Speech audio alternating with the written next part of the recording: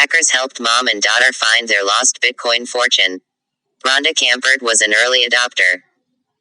She bought 6 Bitcoins in 2013, when they cost about $80, £60 each, and were the chatter of niche corners of the internet. I used to listen to a radio talk show and they started talking about crypto and Bitcoin, so I got interested, she says. Back then buying it was so complicated, but I fumbled my way through the process and bought my coins. Rhonda, who lives in the U.S. state of Illinois, spent some of her digital money over the next year or so, then forgot about it. But when she saw headlines late in 2017 announcing that the value of Bitcoin had risen to nearly $20,000, she excitedly went to her computer to log in and cash out. It was awful. Except there was a problem. She was missing some of the login details for her Bitcoin wallet, a computer program or device that stores a set of secret numbers, or private keys. I realized then that my printout had missed some digits on the end of my wallet identifier. I had a piece of paper with my password but no idea what my wallet ID was, Rhonda says. It was awful. I tried everything for months but it was hopeless. So I kind of gave up. Fast forward to last spring and the value of Bitcoin soared above $50,000, more than 600 times what Rhonda had paid 8 years earlier. Filled with a renewed determination to find her coins, she hit the internet and came across father and son crypto treasure hunters Chris and Charlie Brooks. Charlie and Chris Brooks say they have recovered Bitcoins worth a 7-figure sum in the past year. After talking to the guys online for a while, I trusted them enough to hand over all the details I could remember. Then I waited, she says. Eventually we sat down together on a video call and watched everything happen.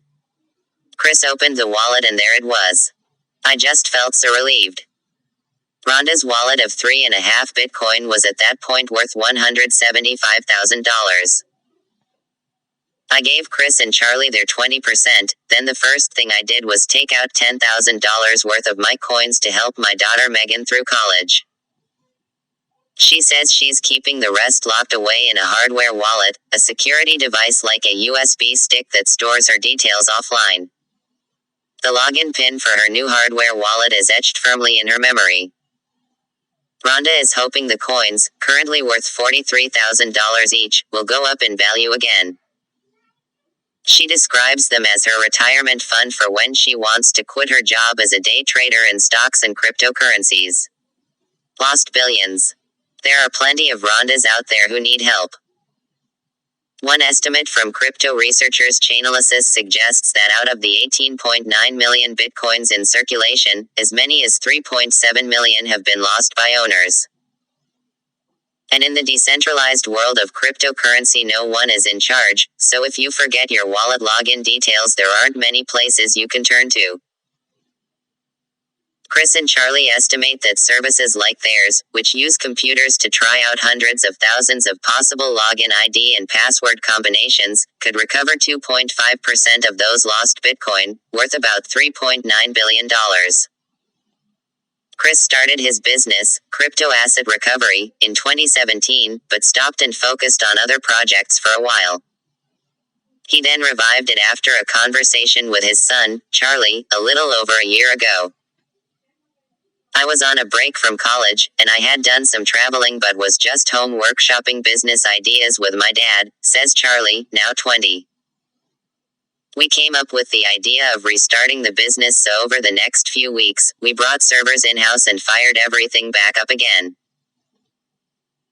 Working from a workshop in their seaside family home in New Hampshire, the father and son began receiving more than 100 emails and calls a day from potential clients the last time the price of Bitcoin peaked, in November 2021. Now that it has dropped a little, they are working through the backlog of cases. The business is going so well that Charlie has no intention of finishing his computer science degree. However, the pair joke that they spend their time in perpetual disappointment. Starting with the faint memory or jumbled paperwork of their clients, which provide clues about possible login details, they say they are only successful about 30% of the time. Even then, they're often disappointed by what they find. Most of the time we can't actually tell what's inside the wallet, so we have to trust the client that there is an amount that's worth the work we put in, Charlie says. We had a case over the summer where the person told us they had 12 Bitcoin. We were obviously very professional with him, but behind the computer screen we're like jumping around high-fiving each other, all excited about the potential payday. We spent probably 60 hours of computer server time plus about 10 hours with the client piecing together all the clues he could give us. Then on the video call we cracked it open, and it was completely empty. Chris and Charlie say that only one client has ever underestimated what was inside his wallet.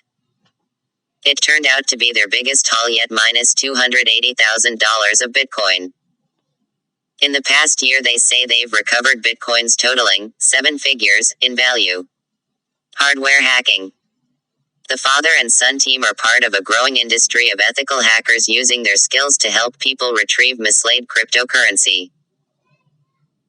Another is Joe Grand, who started hacking as a teenager and is well known in the hacking community for testifying before the U.S. Senate in 1998 about early internet vulnerabilities under his internet handle, Kingpin. He recently made a viral YouTube video showing how he cracked open a hardware wallet containing $2 million of a cryptocurrency called Theta. It took months of preparation and practice hacks on other hardware wallets for Joe to come up with a method in his workshop in Portland, Oregon. He finally succeeded by combining 2 previously discovered vulnerabilities with the hardware wallet in question, which showed they can glitch and give away their PIN code if attacked with carefully timed electrical shocks. When you break a crypto wallet, I mean when you break any security really, it feels like magic no matter how many times you do it, he says. Even though I had proven multiple times in my tests that I could hack this wallet, I was worried on the day because you never know what's going to happen, and we only had one shot or the whole thing could break and the coins would be lost forever. Cracking the wallet open was a huge adrenaline rush. I guess it's like a technical version of treasure hunting. Joe's day job is teaching manufacturers how to secure their products from hackers, but he's now set up a wallet unlocking side business with his first client, Dan Reich. If there's big enough wallets and big enough treasure to dedicate my time to, he says, then we're going to try.